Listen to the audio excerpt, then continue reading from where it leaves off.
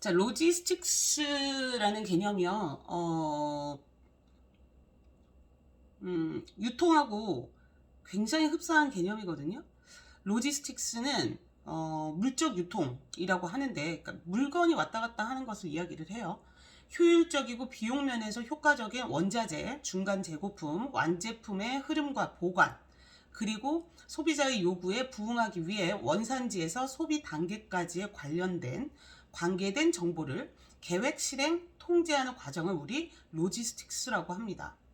공급업자로부터 최종 사용자에 이르기까지 부가가치 흐름인 전체 공급 사슬을 관리하는 것을 이야기하는데요. 제품이나 재화를 수송하는 업무가 바로 로지스틱스죠. 포장을 하고요.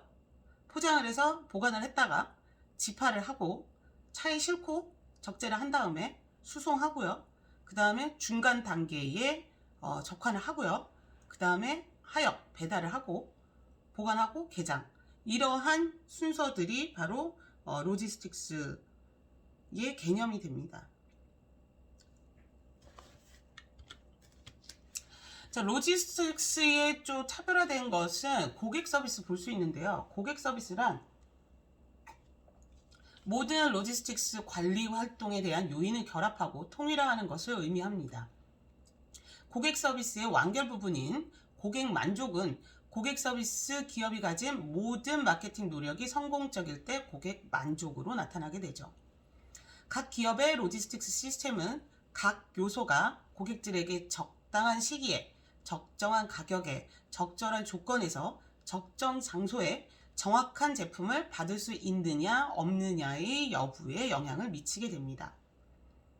고객 서비스란 가능한 가장 낮은 총 비용으로 필요한 고객 만족을 제공을 하고요. 이것이 바로 로지스틱스의 성공적인 실행으로 이어지게 됩니다.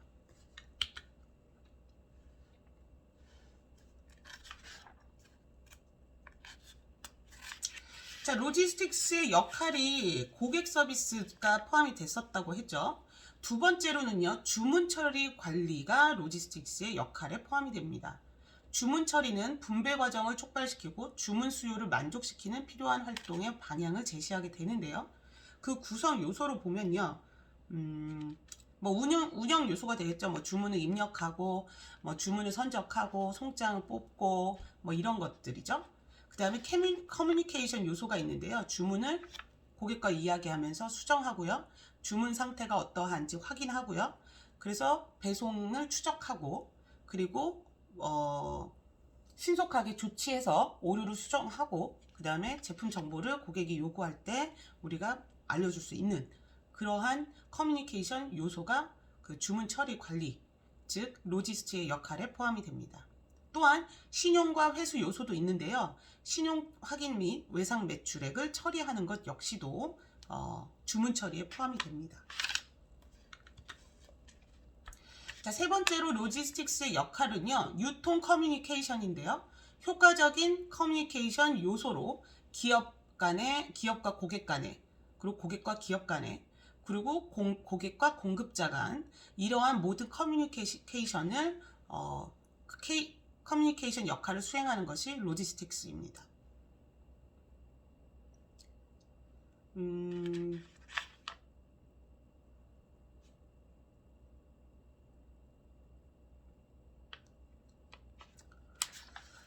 예를 들어서요, 또 로지스틱스 가장 많이 우리가 생각할 수 있는 게 물류 창고를 생각하시면 되는데요. 얼마만큼 물류 창고에 공장의 재고를 가지고 있는지, 그리고 또 재고라고 하는 것은 소비자의 손에 가기 전까지의 제품을 재고라고 하거든요. 그러면 이동 중인, 운반 중인 제품들의 재고까지도 파악이 되어야만 로지스틱스의 역할을 잘 수행한다라고 볼 수 있습니다. 자, 재고 관리는요, 매우 중요합니다. 고객의 욕구와 생산이 맞아 떨어져야 되겠죠? 그죠? 그러면 고객은 필요한 순간에 제품이 없다. 또는 제품은 너무 많은데 고객이 찾지 않는다. 이것은 유통 우리 설계할 때도 잘 확립을 해야 되는 부분이고 마케팅적인 부분이기도 합니다만 재고 관리 역시 굉장히 중요한 부분입니다. 원재료 부품 및 완제품 재고를 유지하는 데 장소와 자본이 모두 필요하게 되죠. 예를 들어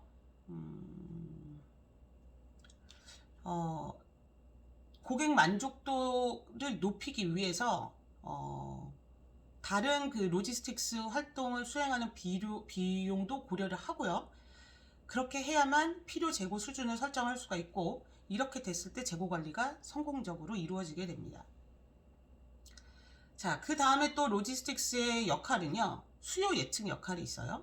미래의 어느 시점에서 고객이 필요로 하는 제품과 그에 수반되는 서비스의 양을 결정하는 그런 일련의 과정입니다. 마케팅에서의 미래 수요 예측을 할 수 있는데 이런 경우는 촉진 전략, 판매인의 할당, 판매인에게 할당 어느 부분을 주는 거죠. 그래서 수요를 채우는 거죠. 가격 전략, 시장 조사 활동 등을 결정을 하게 되고요. 생산 예측 면에서는요. 생산 계획, 그 다음에 구입과 취득 전략, 공장 내 재고 결정 이런 것들이 있습니다. 저희 회사에서도 사실은 이제 제품을 생산해서 판매를 하고 판매할 때까지는 이제 유통 단계를 거치게 되는데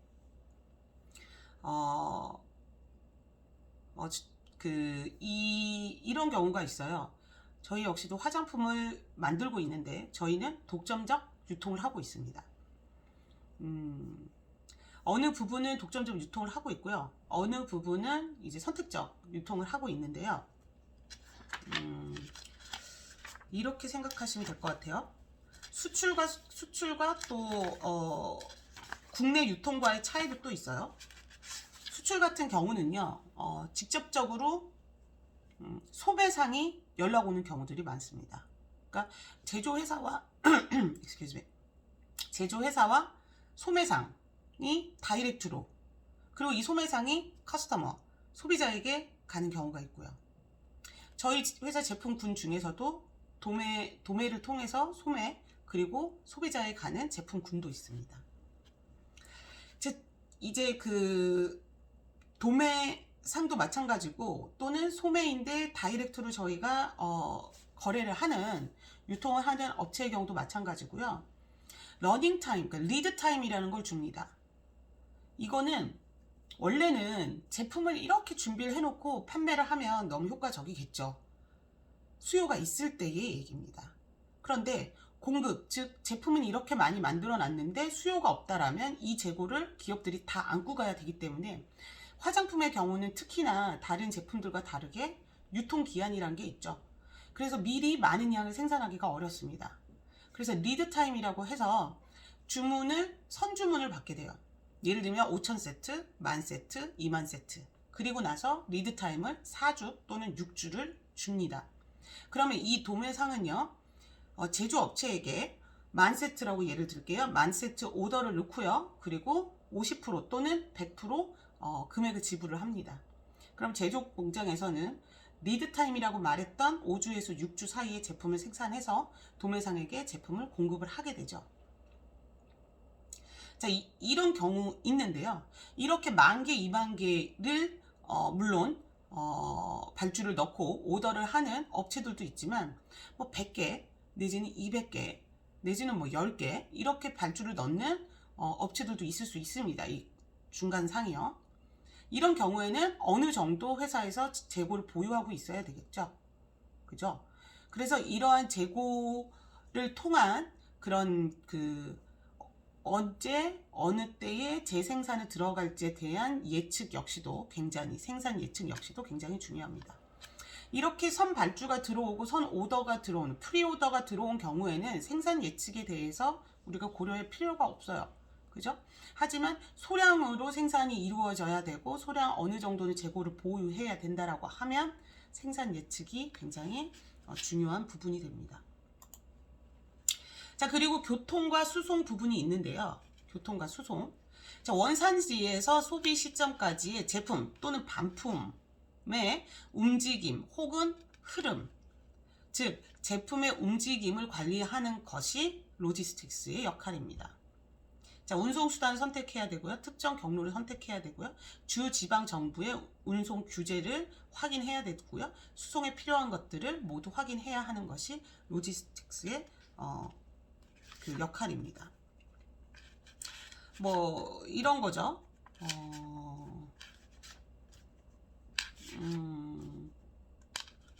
그 도로 자체가 뭐 오토트럭은 운행을 못해. 내지는 그 지역에 뭐 무슨 육교가 있어.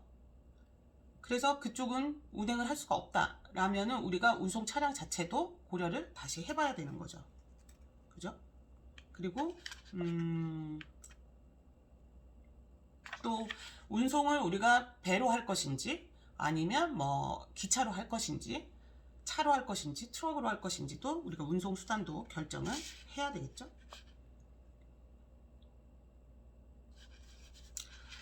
수송 비용도 솔직히 굉장히 많이 부과가 됩니다. 그래서 그 운송 방법도 굉장히 잘 선택을 해야 되고요.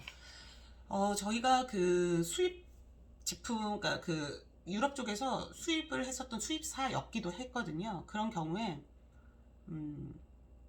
유럽에 또 특징이 있습니다. 굉장히 느려요. 우리나라 사람들처럼 그렇게 빨리빨리 안 합니다. 리드타임도 길고요. 리드타임도 한 6개월 막 이러고, 또 휴가도 굉장히 오래 갑니다. 크리스마스 휴가다 그러면은 뭐 3주에서 한 달까지 일을 안 해요. 그러니까 그 전에 우리가 수입을 해야 되고요. 수입을 할 경우에도요. 배로 운반하는 경우가 있고요. 비행기로 오는 경우가 있어요. 배로 오는 경우는 3개월 정도 걸립니다. 비행기로는 한 3일? 3일 정도 걸리고요. 그런데 비행기로 오는 경우는 배로 오는 경우보다 훨씬 유통 비용, 그 교통 비용이 많이 부여가 됩니다. 따라서 소량일 때 빨리 우리가 수급해야 되는 경우에는 비행기로 우리가 제품을 수급받지만 그 외의 경우는 거의 대부분 배를 이용하게 되죠. 그래서 이렇게 유통을 할 때 어떤 그 교통 수단을 운용을 할 것인지에 대한 것도 로지스틱스의 역할입니다. 자, 창고 보관, 재고 관리, 뭐 생산 예측하면서 말씀을 드렸는데요. 제품 생산 후에 즉시 차후 구매를 위해 공장이나 필드에 보관되어야 하는 것들의 양을 우리 로지스틱스가 또 역할을 하게 됩니다. 자, 창고 보관 활동이 있는데요. 재고를 쌓아두고 유지하는 데 필요한 공간도 관리를 해야 되겠죠. 그죠? 예를 들어 큰 물량의 제품이 출고가 될 예정이라면 그 창고 역시 보관 창고 역시 큰 창고가 필요할 거고요. 보유할 필요가 없는, 예를 들면 이런 경우죠.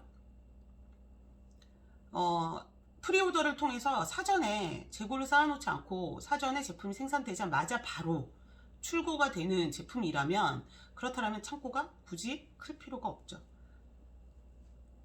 자, 창고는 매입을 할 것인지 리스를 할 것인지 임대할 것인지 이런 것들도 우리가 결정을 해야 하고요.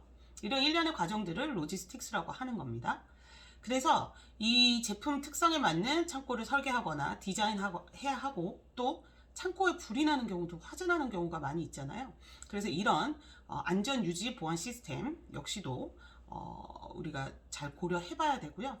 또 창고 재고 관리 인원 수 역시도 우리가 잘 선택을 해야 될 부분입니다.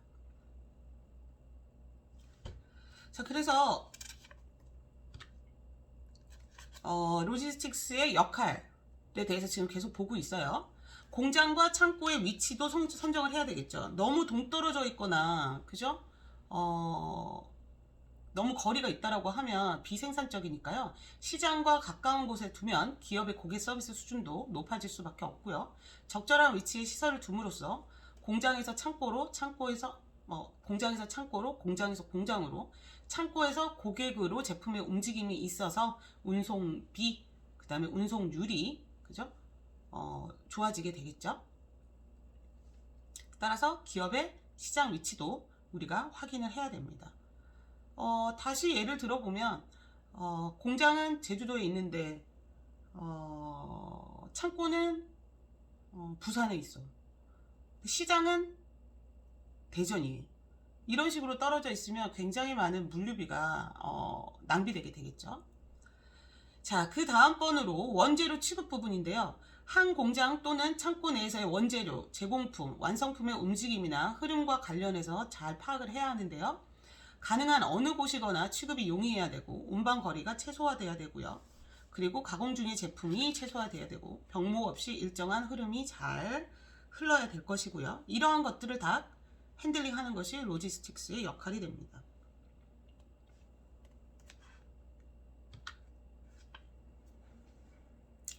자, 조달이라는 부분이 있는데요. 조달은 기업의 제조와 로지스틱스 과정의 효과적인 운영을 위한 재료와 서비스를 획득하는 것을 조달이라고 합니다. 공급원의 위치, 그리고 획득한 재료의 형태 결정, 구입 시기 결정, 가격 결정, 품질 이런 것들 역시도 로지스틱스의 과정이 됩니다. 또한 뭐 부품이나 이런 서비스를 지원하는 것 역시도 그 역할이 있는데요. 사후 서비스인 제품의 수송과 서비스 지원도 로지스틱스의 범주 안에 들어가고요. 고객이 필요로 하는 시간과 장소에 부품이 이용 가능하도록 하는 책임이 있는 것이 로지스틱스 과정입니다. 즉 자동차를 샀는데요.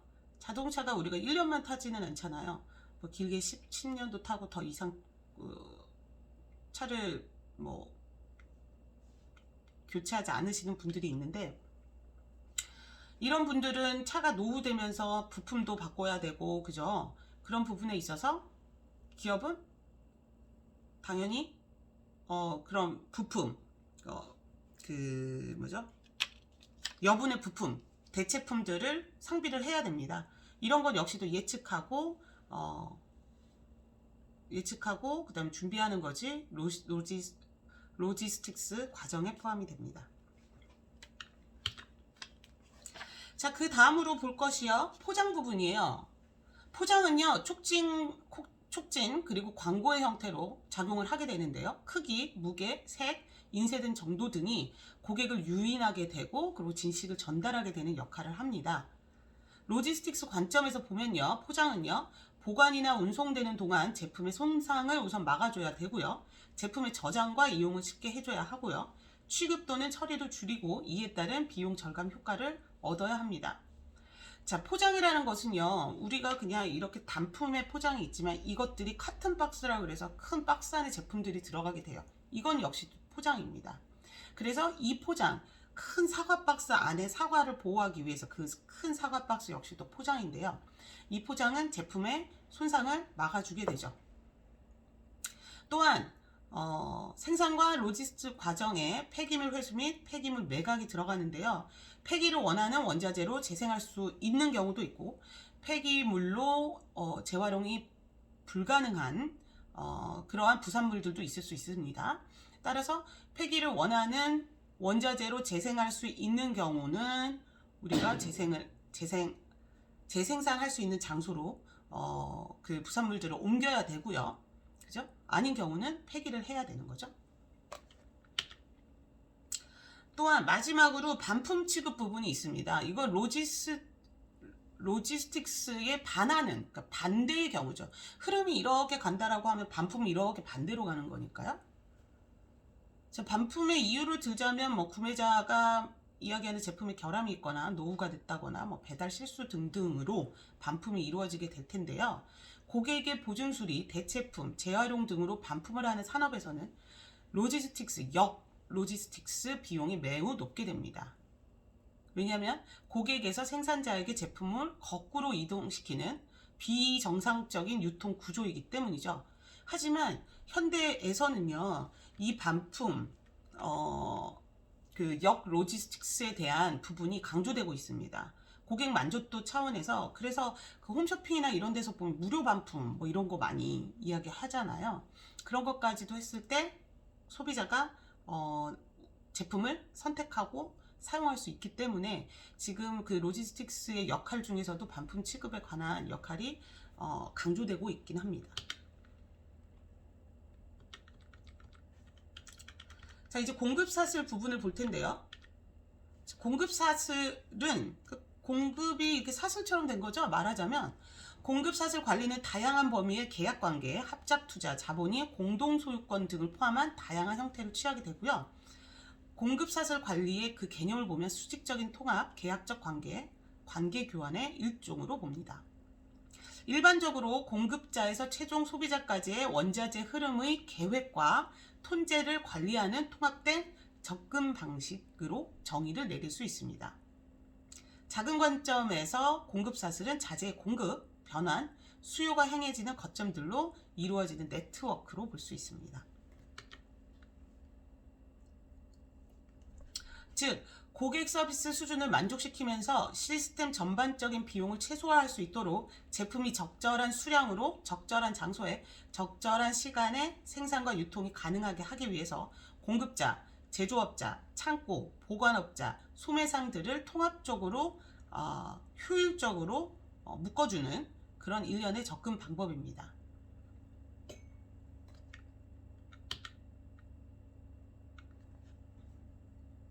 자, 공급 사슬 관리상에 있는 관리 요건을 보면요. 관련 최고 경영층의 관심과 경제적 지원이 당연히 필요하고요. 공급 사슬 관리의 기업 내부 또는 기업과 파트너의 적용은 기존의 조직 구조 업무 관행의 변경이 수반됩니다. 이 기업들끼리의 업무 협약을 통해서 이루어지는 이 공급 사슬 같은 경우는 기업 간의 그런 신뢰도 있어야 되고요. 또 의사 교환이 잘 이루어져야 되고요. 그죠? 또 서로가 모두 윈윈할 수 있는, 그러니까 고객도 윈윈하고 파트너 기업 간에도 공유하는 것들의 가치를 높일 수 있는, 그러기 위해서는 공정한 분배나 투명한 배분 이런 것들이 필요하게 되겠죠. 자, 그래서 이번 시간까지 유통의 두 번째 과정까지 봤고요. 다음으로는 유통 경로 관리 부분에 대한 부분을 다음 수업 시간에 12주차 수업 시간에 진행하도록 하겠습니다. 수업 들으시느라고 수고하셨고요.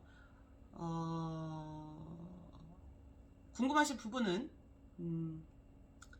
쪽지로 남겨주셔도 좋고요. 아니면 연락처는 알고 계시니까 연락 주시면 되고, 교재 부분을 읽으시면서 수업도 같이 병행하시면 이해도가 더 높아질 거라 생각이 듭니다. 레포트는 한 분도 빠짐없이 다 제출해 주셔서 감사하고요. 공정하게 평가해서 중간고사 점수를 부여해 드리도록 하겠습니다. 11주 수업 여기까지고요. 시험 문제는 조금 간단하게, 그 테스트 문제는 간단하게 출제할 거니까요. 수업 내용에 집중하셨다라면 쉽게 해결하실 수 있을 거라 생각됩니다. 11자 수업 여기까지입니다. 감사합니다.